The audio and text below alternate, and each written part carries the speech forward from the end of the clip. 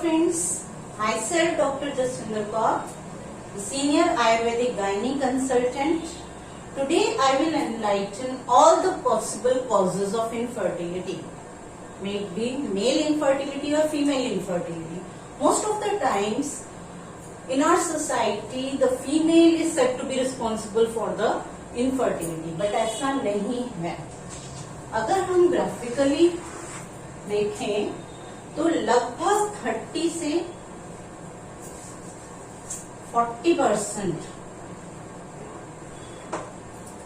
Overall infertility cases में 30 to 40% cases में males are responsible for the 30 to 40% infertility cases and 40 to 50% cases are due to the female partner. This is due to male partner, this is due to female partner. Then the remaining 10%, remaining नहीं कहना चाहिए, 10% cases are due to both. You can say इस 10% में कई बार ऐसा होता है कि males as well as female दोनों ही रिस्पॉन्सिबल होते हैं, तब हम कहेंगे ऐसे हमें 10% केसेस मिलते हैं जिसमें हमें दोनों को ट्रीट करना होता है. The remaining 10% is the unexplained infertility. इसमें हमें रीजन नहीं मिला है. अभी भी रिसर्चेस चल रही हैं. Out of the 100 cases, 10 cases are there where we don't find any cause of infertility.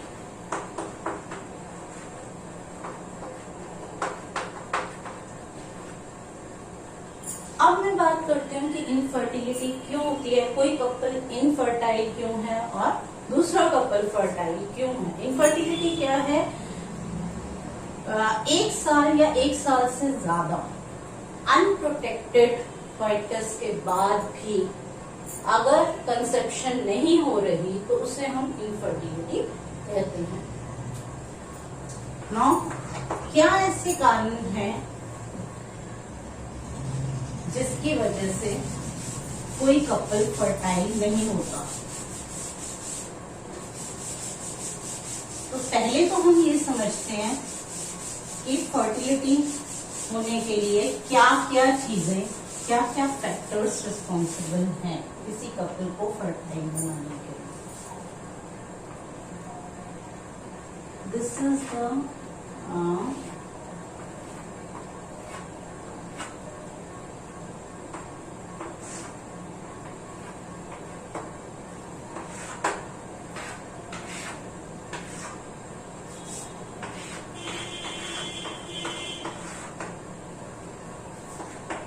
अगर हम बात करें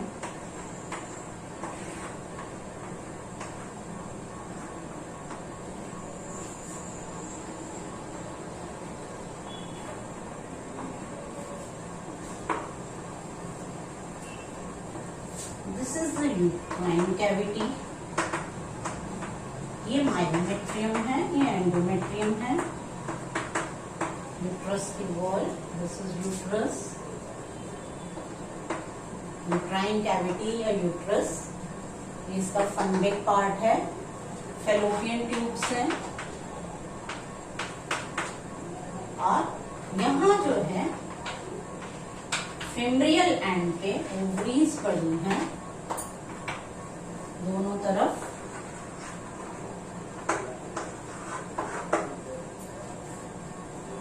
जो कि अटैच्ड हैं लिगामेंट्स. ठीक. This is the cervix and vagina.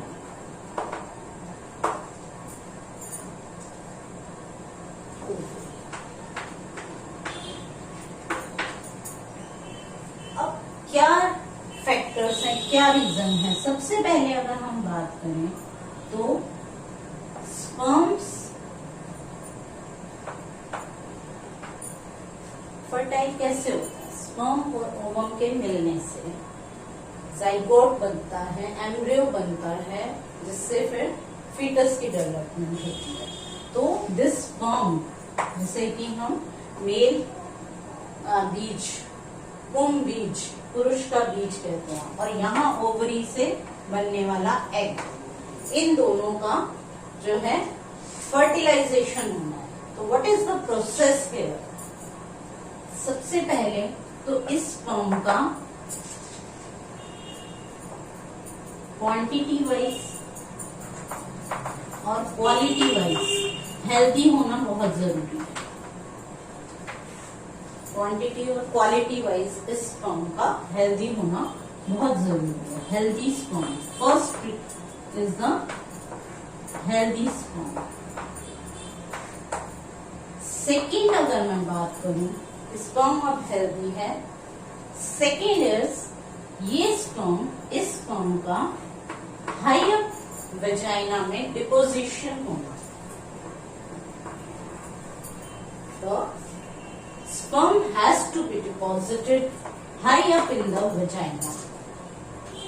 यहाँ अगर कोई प्रॉब्लम आ गई, डिफेक्ट आ गया, तो इनफर्टिलिटी नहीं होगी, मेल फैक्टर। यहाँ डिफेक्ट आ गया तो इनफर्टिलिटी होगी, तो फर्टाइल नहीं होगा।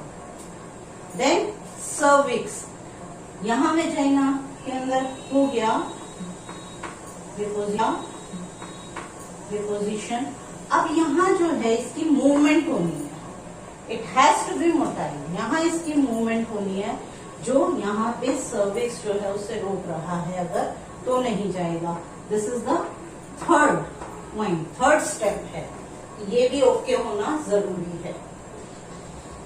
यहां से चला गया जैसे ही, तो ये एम्ब्यूलरी पार्ट ऑफ फैलोपियन ट्यूब, ये एम्ब्यूला है जहां पे फर्टिलाइजेशन होनी है। स्पर्म यहां तक आ गया, ठीक, ये एम्ब्यूला है ऑफ फैलोपियन ट्यूब।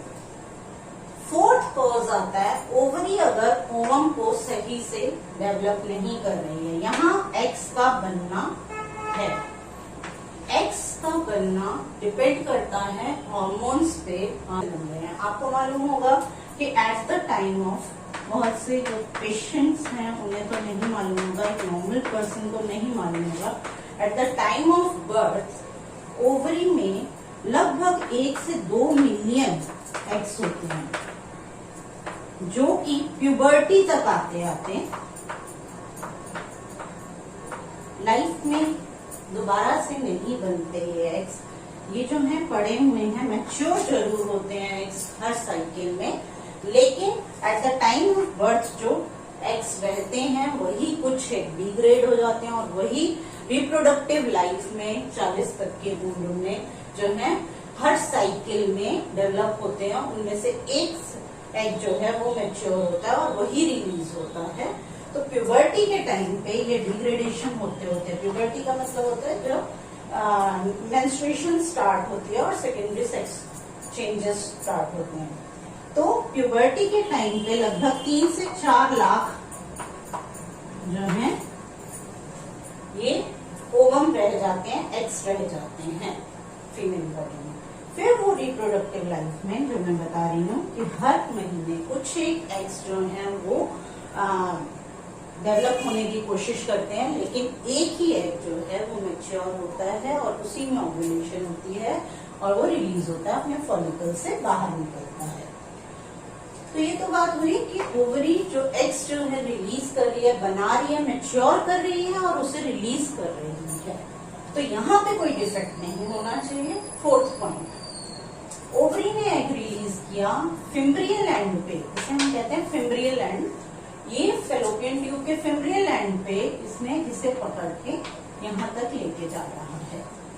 अब इन दोनों को, स्पर्म को और एग को मिलना है। फिफ्थ पॉइंट इंपॉर्टेंट है कि फैलोपियन ट्यूब का ओपन होना बहुत जरूरी है।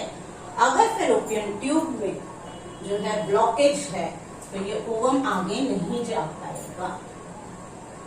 अब अगर फैलोपियन ट्यूब में अगर यहाँ ब्लॉकेज है, this is the fifth factor, यहाँ भी कोई डिफेक्ट नहीं होना चाहिए। नेक्स्ट कम्स, आ गया फिफ्थ हो गया, फैलोपियन ट्यूब ओपन है, यहाँ स्पर्म और ओवम ने मिलना है, स्पर्म एंड ओवम को मिलना है।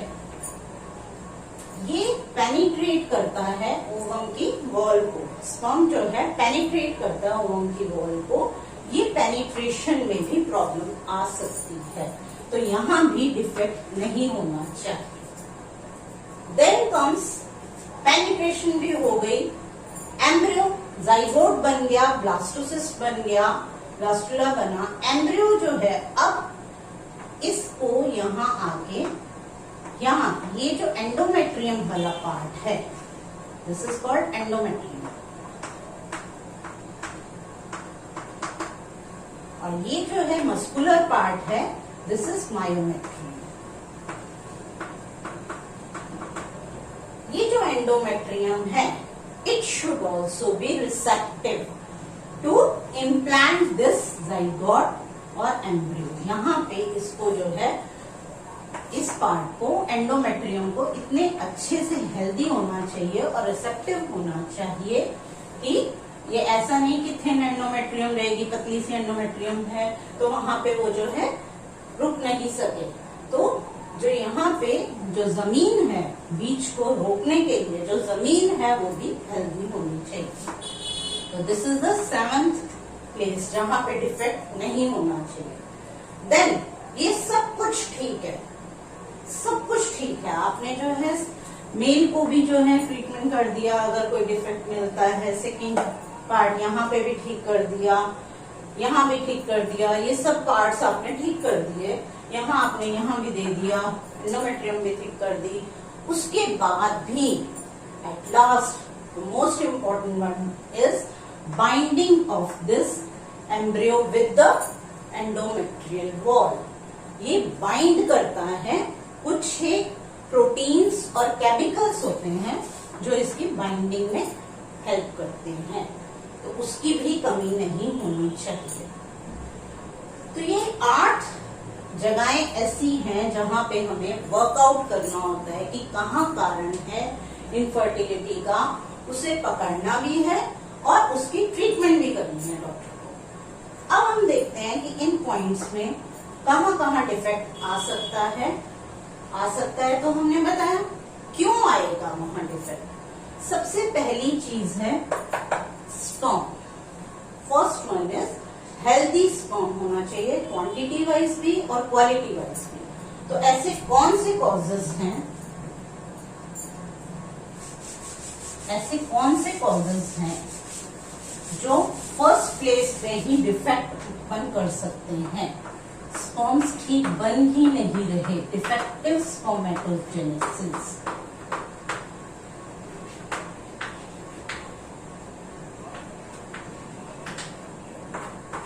सबसे पहला कारण अनडिसेंडेड टेस्टिकल्स।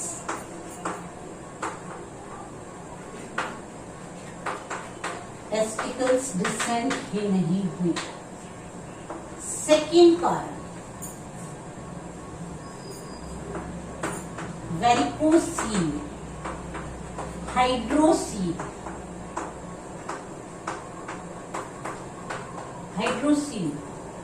या फिलेरियासिस जैसी ऐसी बीमारियां जो स्क्रॉटल टेम्परेचर को बढ़ा देती हैं, जिसकी वजह से स्पर्मेटोजेनेसिस नहीं होती है, प्रॉपर स्पर्मेटोजेनेसिस नहीं होती है। This raises the scrotal temperature. Then comes mumps or orchitis.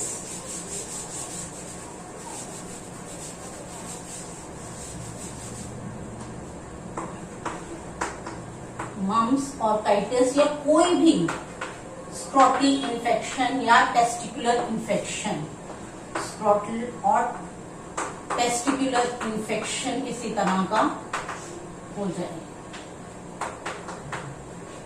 तो भी स्पर्मेटोजेनेसिस डिफेक्टिव रहेगी। Tight undergarments is a main cause,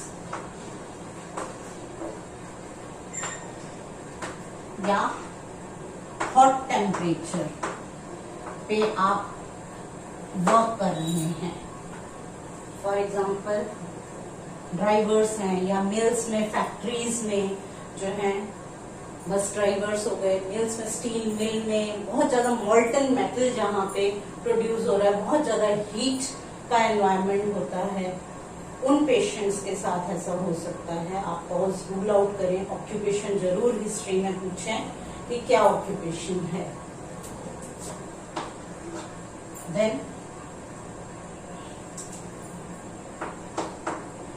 अगर कोई इनफर्टाइल मेल है तो उसका अगर आप ब्लड टेस्ट कराएंगे तो एफएसएच लेवल भी बढ़ा हुआ मिलेगा, प्रोलैक्टिन लेवल भी बढ़ा हुआ मिलेगा, प्रोलैक्टिन भी उसमें बढ़ा हुआ मिलेगा। देन जो फ्रक्टोज है, फ्रक्टोज अगर लो क्वांटिटी में हो, सेमिनल फ्लूइड जो है उसमें लो फ्रक्टोज होना भी एक कारण है।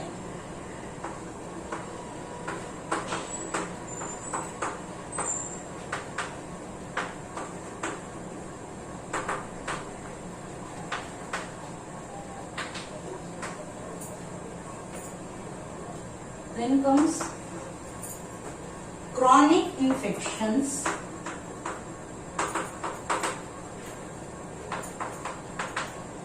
जिसकी वजह से malnutrition हो जाती है, वीकनेस हो जाती है,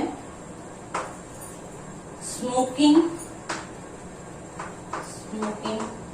या अल्कोहलिक होगा अगर patient. History is very important in the infertility cases. Stress, depression. One more thing, Klinefelter syndrome. Klinefelter syndrome क्या होता है? जिसमें एक्स्ट्रा क्रोमोसोम होता है, XXY। XY it is a genetic disorder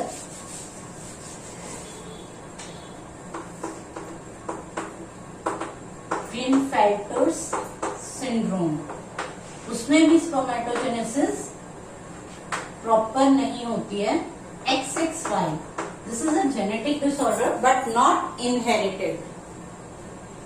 make it clear, it is a genetic disorder but not inherited, because ये जो X chromosome, extra X chromosome है, ये आफ्टर कंसेप्शन एक जेनेटिक डिसऑर्डर है जो कंसेप्शन के बाद ये क्रोमोसोमल डिफॉर्मिटी उत्पन्न होती है।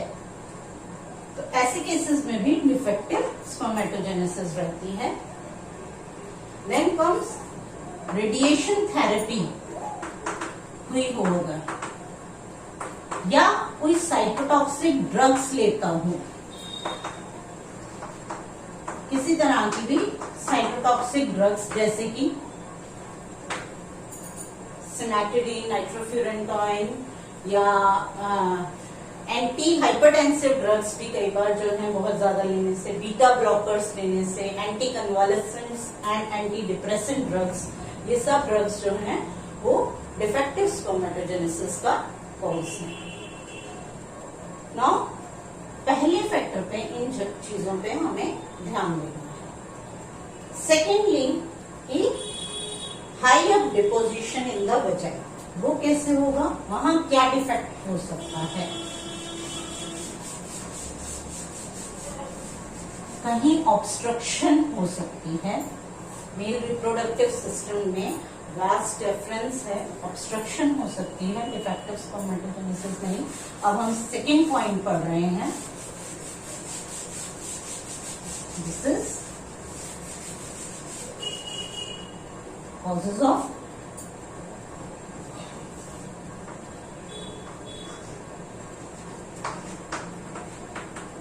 defective deposition of sperm in the vagina.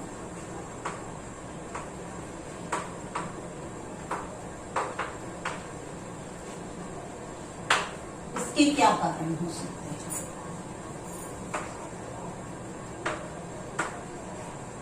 सबसे पहला कारण, बन तो ठीक रहे हैं, स्पर्म्स बन गए, लेकिन कहीं ऑब्स्ट्रक्शन है, कहीं ऑब्स्ट्रक्शन है वास डेफरेंस में, इजैकुलेटरी डक्ट में। क्यों हो सकती है ऑब्स्ट्रक्शन? इन्फेक्शंस की वजह से, जैसे इन्फ्लेमेशन हो जाए, ट्यूबरकुलर गोनोकोकल इन्फेक्शन है उसकी वजह से हो सकता है, या आफ्टर एनी सर्जरी जैसे हर्नियोरेफी करने के टाइम पे उसके बाद जो है ऑब्स्ट्रक्शन हो सकती है वास डेफरेंस में। या फिर एक सिंड्रोम है यंग सिंड्रोम, उसमें क्या होता है यंग सिंड्रोम में म्यूकस जो है वो थिक म्यूकस डेवलप होता है। It is also genetic disorder, इससे ट्रेट में रहता है। तो इसमें जो है म्यूकस बहुत ज्यादा थिक बनता है जिसकी वजह से जो डक्ट्स हैं उसके अंदर ऑब्स्ट्रक्शन क्रिएट हो सकती है, ऑब्स्ट्रक्शन हो सकती है। Then comes motility. ठीक है, ऑब्स्ट्रक्शन नहीं है, रिलीज हो गए, लेकिन मोटाइल नहीं है स्पर्म्स। मोटिलिटी क्या होती है? स्पर्म की जो टेल है वो जो टेल वाला पार्ट है वो माइक्रोफिलिया उनसे बनता है, माइक्रोफिलिया से। तो सिलियरी डिफेक्ट जहां भी होगा बॉडी में, जैसे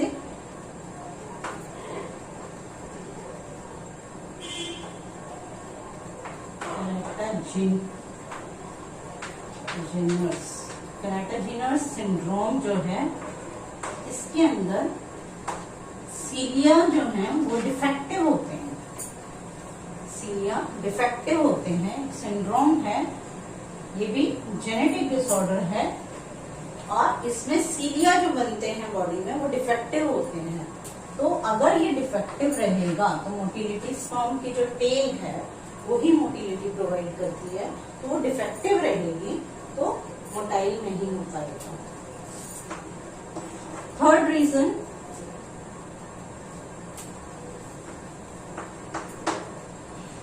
विस्कोसिटी, विस्कोसिटी ऑफ सीमेन अगर ज्यादा है, सीमेन जो है वो बहुत विस्कस है, तब भी वो हाईली डिपॉजिट नहीं कर पाएगा वेजाइना में स्पर्म्स को। अनहेल्दी इजैकुलेट, अनहेल्दी है इजैकुलेट। अनहेल्दी कैसे होगा? एक्चुअली क्या होता है कि सीमेन के अंदर जो है एंटी स्पर्म एंटीबॉडीज बन जाते हैं, जिसकी वजह से जो है लिक्विफैक्शन जो है वो भी लेट होती है और क्लम्पिंग हो जाती है स्पर्मेटोजोआ। स्पर्म्स जो है वैसे 20 to 30 मिनट्स का टाइम रहता है लिक्विफैक्शन टाइम, लेकिन ये प्रोलॉन्ग हो जाता है due to the anti sperm antibodies. क्या करते हैं वो स्पर्म को एक एंटीजन समझ के वो एंटीबॉडीज इजैकुलेट में डेवलप हो रहे हैं, प्रोस्टेट ग्लैंड बनाता है मेल्स में वो, और उसकी वजह से जो स्पर्म्स जो हैं वो क्लम्प कर जाते हैं और वो मोटाइल नहीं हो पाते, आगे जो है वेजाइना तक नहीं पहुंच पाते। Then comes hypospadias. फर्स्ट हम रीजन पढ़ ही चुके हैं, तो इसको हम इरेज कर देते हैं।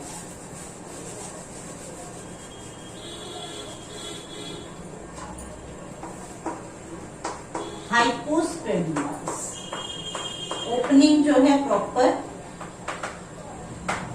नहीं होती, प्रॉपर प्लेस पे नहीं है। Premature ejaculation,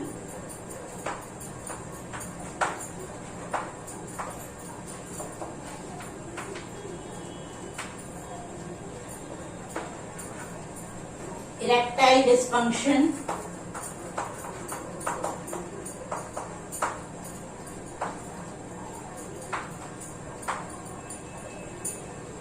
and the last one is, ये सब मेल फैक्टर्स हैं, the last one is reside in the vagina। ये सब भी ठीक है। मेल पार्टनर, मेल में जो है स्पर्मेटोजेनेसिस प्रॉपर हो गई, डिपोजिशन के ऐसे कोई कॉज नहीं मिल रहे, एट लास्ट जो है वेजाइना में कोई डिफेक्ट है। मेल पार्टनर ओके है, फीमेल का भी एक रीजन आ जाता है कि वेजिनाइटिस है, मान लीजिए वेजाइनल इन्फेक्शन हो रहा है बहुत ज्यादा, या वेजाइना में सेप्टम है, सेप्टेट वेजाइना। ओपनिंग बहुत छोटी है जिसे हम कहते हैं इंट्रोइटस। ओपनिंग छोटी है, सेप्टम है, वेजाइनल इन्फेक्शंस है या एट्रीजिया हो गया है, एट्रोफी हो गई है सेल्स की। तो ये जो कारण है, ये सेकेंड फैक्टर को हम यहां तक जो है डिफेक्ट को अब ठीक कर रहे हैं। यहां तक भी डिफेक्ट ठीक हो गया। थर्ड स्टेज आती है, सर्विक्स में कोई प्रॉब्लम तो नहीं है। अब हमें यहां जजमेंट करनी है कि सर्विक्स में कोई प्रॉब्लम तो नहीं है। सर्वाइकल कॉजेस क्या हो सकते हैं? सर्विसाइटिस। सर्विसाइटिस हो सकता है, यानी कि सर्विक्स के अंदर किसी तरह की का इन्फेक्शन, इन्फ्लेमेशन, जिसकी वजह से पुरुलेंट डिस्चार्ज है, एक्सेसिव डिस्चार्ज है, विस्कोसिटी ज्यादा है, विस्कस डिस्चार्ज हो रहा है। तो सर्विक्स के वजह से यहां से जो है ये स्पर्म आगे एंटर नहीं कर पा रहा, मोटिलिटी अपनी शो नहीं कर पा रहा। यहां तक सब कुछ ओके था, कोई इस तरह का हमें डिफेक्ट नहीं मिला। फर्स्ट डिफेक्टिव स्पर्मेटोजेनेसिस भी नहीं हुआ, सेकंड जो है डिफेक्टिव डिपोजिशन भी नहीं हुआ।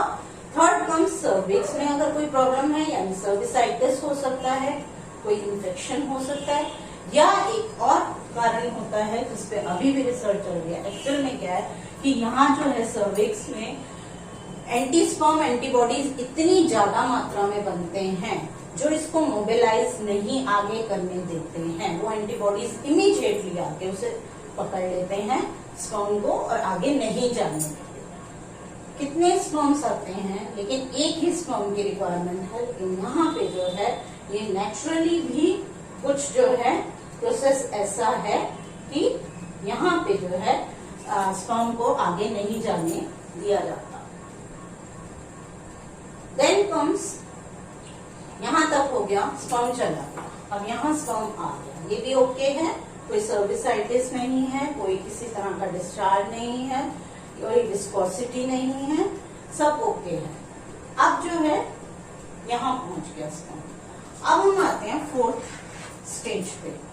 ओवरी जो है ओवम को ठीक से डेवलप कर रही है या नहीं, ओवम एग ठीक से बन रहा है, हेल्दी बन रहा है या नहीं बन रहा। हेल्दी का मतलब फिर अगेन जो यहाँ पे है कि उसकी क्वालिटी जो है वो अच्छी होनी चाहिए और साइज जो है वो भी प्रॉपर होना चाहिए।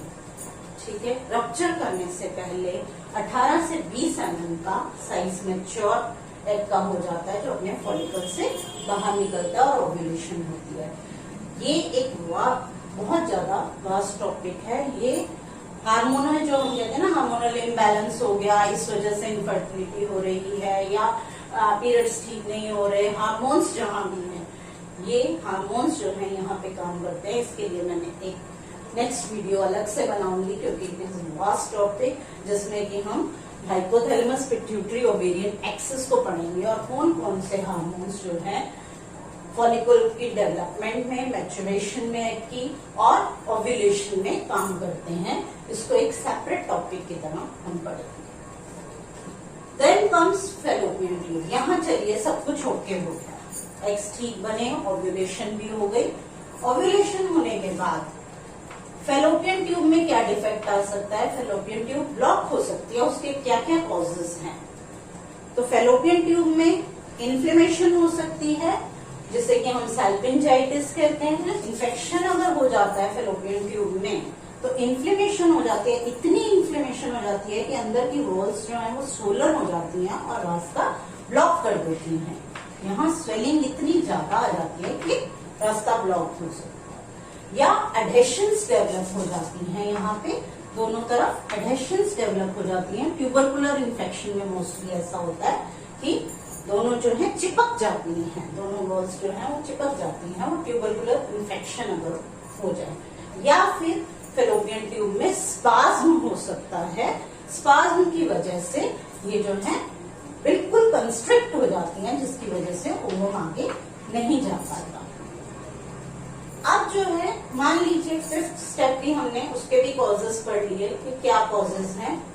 ये भी हो गया, ओवम आ गया। अब ओवम और स्पर्म की पेनिट्रेशन जरूरी है। सब कुछ हो गया, स्पर्म्स ठीक बने, वेजाइना में डिपॉजिट ठीक हो गए, सर्विक्स से भी एंट्री कर गया स्पर्म, और यहाँ से एग भी प्रॉपर बन गया, ओव्यूलेशन होगी, फैलोपियन ट्यूब भी पेटेंट है, सब कुछ ओके। आपने कहा सब ठीक है, कंसीव हो जाएंगे। लेकिन हुआ क्या, यहाँ आके स्पर्म और इसकी पेनिट्रेशन नहीं, स्पर्म ने ओवम को, एग को पेनिट्रेट नहीं किया, कर पा रहा। क्यों नहीं कर पा रहा, व्हाट इज द रीजन? क्योंकि स्पर्म के अंदर कुछ ऐसे एंजाइम्स होते हैं जो इसकी पेनिट्रेशन में हेल्प करते हैं, लेकिन अगर उन एंजाइम्स की कमी हो जाए तो फिर ये इसको पेनिट्रेट नहीं कर पाता। इसी तरह से ओवम के अंदर भी, एग के अंदर भी कुछ क्रोमोसोमल डिफॉर्मिटी अगर आ जाती है तो भी वो उसको अलाउ नहीं करता पेनिट्रेट करने के लिए। तो यहाँ पेनिट्रेशन में भी स्पर्म और ओवम दोनों एक इम्पॉर्टेंट फैक्टर हैं और इम्पॉर्टेंट रोल प्ले कर रही हैं। अगर एंजाइम्स जो हैं वो प्रॉपर नहीं है या क्रोमोसोमल डिफॉर्मिटी आ गई तो पेनिट्रेशन नहीं होगी। पेनिट्रेशन हो गई, जाइगोट बन गया, ये जाइगोट जो है आगे उसकी डिविजन्स होती चली गई, ब्लास्टुला बना, देन कम्स एंडोमेट्रियम। अब एंडोमेट्रियम अगर थिन है, एंडोमेट्रियल जो है उसकी थिकनेस प्रॉपर नहीं है, कितनी होनी चाहिए, कम से कम 7 mm होनी बहुत जरूरी है इम्प्लांटेशन के लिए। 7 mm अगर है वो कैसे होता है, वो यहाँ पे अभी जब हम हार्मोन पढ़ाएंगे तो जब ओव्यूलेशन हो जाती है तो पीछे जो फॉलिकल के अंदर से एग रिलीज हो गया, तो जो फॉलिकल बचा उस फॉलिकल से वो कॉर्पस ल्यूटियम बनता है। ये कॉर्पस ल्यूटियम जो है प्रोजेस्ट्रॉन बनाता है, ठीक है। ओव्यूलेशन हुई, पीछे जो है प्रोजेस्ट्रॉन बन रहा है, वो प्रोजेस्ट्रॉन एंडोमेट्रियम पे वर्क करता है और इसकी थिकनेस के लिए और इम्प्लांटेशन के लिए बहुत जरूरी है। तो या तो ल्यूटियल डिफेक्ट भी हो सकता है, हार्मोनल इम्बैलेंस, इसलिए यहाँ मैंने बोला क्योंकि रिलीज करना ल्यूटिनाइजिंग हार्मोन का काम है। अगर उसमें कहीं डिफेक्ट है, कॉर्पस ल्यूटियम नहीं बनेगा, कॉर्पस ल्यूटियम नहीं बनेगा तो प्रोजेस्ट्रॉन जो है प्रॉपर रिलीज नहीं होगा, और प्रोजेस्ट्रॉन जो है वो एंडोमेट्रियल थिकनेस भी करवाता है और इम्प्लांटेशन में इम्पोर्टेंट रोल प्ले करता है। ये भी हो गया। लास्ट कम्स, मैंने जो बताया आपको कि बाइंडिंग होनी बहुत जरूरी है उस जाइगोट की, उस ब्लास्टोसिस की जो है एंडोमेट्रियम से बाइंडिंग होने के लिए इंटीग्रिन्स नाम के, अभी भी रिसर्च चल रही है इस पे, ये फैक्टर जो है अभी भी जो है डॉक्टर्स की समझ से अभी बाहर है कि कौन से, क्योंकि बाइंडिंग में प्रोटीन्स एंड केमिकल्स कुछ काम करते हैं। इंटीग्रिन्स नाम के जो हैं सब्सटेंसेस हैं जो इसको यहाँ बाइंड करने में, एंडोमेट्रियम के साथ बाइंड करने में, this is a complex process, तो ये जो है बाइंड करने में हेल्पफुल रहते हैं। अगर वो डेवलप नहीं हो रहे, एंडोमेट्रियम उसे डेवलप नहीं कर पा रही, तो अगेन जो है जाइगोट बनने के बाद भी वो जो है पीरियड्स होने पे रिलीज हो जाएगा, तो फिर इम्प्लांटेशन वहां नहीं हो पाएगी। तो these are the most important and overall all the causes of infertility may be male और फीमेल। अब बात आती है कि इतनी सारी चीजें डॉक्टर को देखनी है, इतनी चीजों पे वर्क करना है, उसके बाद कंसेप्शन होती है, तो this is a challenging work, this is not an easy work कि हाँ पेशेंट आके अगर कहता है कि हाँ हो नहीं रहा, हमें कंसीव नहीं हो रहा, इतना टाइम हो गया, हम प्रॉपरली जो है सब कुछ तो ले रहे हैं, सब रिपोर्ट्स ठीक आ रही है मैडम हमारी, सब कुछ ठीक है, इस तरह से भी आपके पेशेंट्स बोलते हैं। अगर सब रिपोर्ट्स ठीक आ रही हैं तो मैंने आपको जो फैक्ट ये कॉजेस बताए उनमें आप कहाँ इसका कौन सा टेस्ट करवा लोगे, या यहाँ पे आप जो एंटी सीरम एंटीबॉडीज बन रहे हैं उनका कौन सा टेस्ट करा लोगे, यहाँ पे अनहेल्दी यहाँ भी जो है एंटीबॉडीज बने हुए हैं उनका कौन सा टेस्ट करा लिया, या जेनेटिक डिसऑर्डर्स हैं उनके कौन से हमने टेस्ट करा लिए। तो ऐसा नहीं है, बहुत सी चीजें हम कहते हैं भगवान पे भी छोड़ी है, ठीक है। हमारे आयुर्वेद में बहुत सी ऐसी ड्रग्स हैं जो इन सभी चीजों पे काम कर रही हैं। ऐसा नहीं कहा जा सकता कि उसको जो है हम जो है मोटी मोटी चीजें जो देख लेते हैं, मान लीजिए ऑब्स्ट्रक्शन देख ली, उसको हमने ठीक कर लिया, यहाँ ऑब्स्ट्रक्शन देखी, इसको ठीक कर लिया, हार्मोनल इम्बैलेंस को ठीक कर लिया।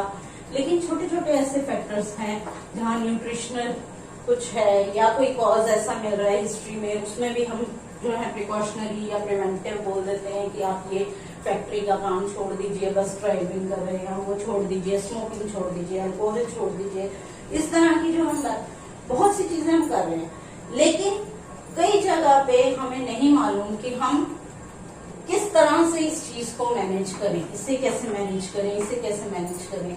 लेकिन हमारी आयुर्वेदिक ड्रग्स जो है पर्टिकुलर ऐसा नहीं है कि एक चीज पे काम कर रही है या दो चीज पे काम कर रही है। जो है ये जनरलाइज्ड सब कुछ सोचते हुए कुछ हर्बल मेडिसिन जो ऐसी हैं जो सभी तरह से हर जगह पे अपना काम कर रही हैं और रोल प्ले कर रही हैं। जैसे कि अश्वगंधा है, शतावरी है, मेल इनफर्टिलिटी में कौंच काम कर रही है, और शिलाजीत है, बिदारी कंद है, और फीमेल इनफर्टिलिटी में शतावरी बहुत अच्छा रोल प्ले करती है, अशोका है, जीवंती है, तो पुत्र जीवक और लक्ष्मणा बहुत ही अच्छा रोल प्ले करते हैं। और इनसे जो है ओवरऑल जो है मेल एंड फीमेल की हेल्थ जो है वो नरिशमेंट प्रॉपर होती है। कहीं भी छोटे छोटे जो फैक्टर्स हैं उनको भी कहीं ना कहीं जो है उनको भी रिमूव करती है और इनफर्टिलिटी को रिमूव करने में बहुत अच्छा योगदान देते हैं। सिर्फ ड्रग्स ही नहीं, कुछ जो है रस औषधियां, सिर्फ हर्बल ड्रग्स ही नहीं है, बल्कि कुछ जो है रस औषधियां भी इसमें सिद्ध मकरध्वज है, बहुत अच्छे काम करती हैं। और साथ में कुछ प्रोसीजर्स जैसे वस्ती जो है वो बहुत ही अच्छा रोल प्ले करती है किसी भी तरह के, मतलब एग्स की फॉर्मेशन, हार्मोनल इम्बैलेंस को ठीक करना, ये उत्तर वस्ती दी जाती है। उत्तर वस्ती से बहुत ही अच्छे रिजल्ट्स मिले हैं। हार्मोनल इम्बैलेंस जब मैं बताऊंगी आपको, तो AMH है, बहुत से केसेस में AMH जो है लो, एंटी मुलेरियन हार्मोन लो होता है, जिसकी वजह से इनफर्टिलिटी रहती है। लेकिन वस्ती देने से, उत्तर वस्ती देने से एंटी मुलेरियन हार्मोन की जो है रेज होते हुए देखा गया है। और बहुत सारी चीजें, अगर ट्यूबरकुलर नहीं है, अगर ट्यूबरकुलर ब्लॉकेज नहीं है फेलोपियन ट्यूब में, तो फेलोपियन ट्यूब ओपनली हो जाती है उत्तर वस्ती से। ऐसा नहीं है कि हमें जो है उसके लिए सर्जरी ही करानी है, आयुर्वेद का की शरण में आइए और आयुर्वेद जो है उत्तर वस्ती से इसको रिमूव भी कर सकता है। ट्यूबरकुलर, अगर एक्यूट ट्यूबरकुलर केसेस होंगे तो उत्तर वस्ती नहीं देनी है, क्योंकि ये फ्लेयर अप कर सकती है उस टाइम पे। I have covered all the causes of infertility here. Thank you so much.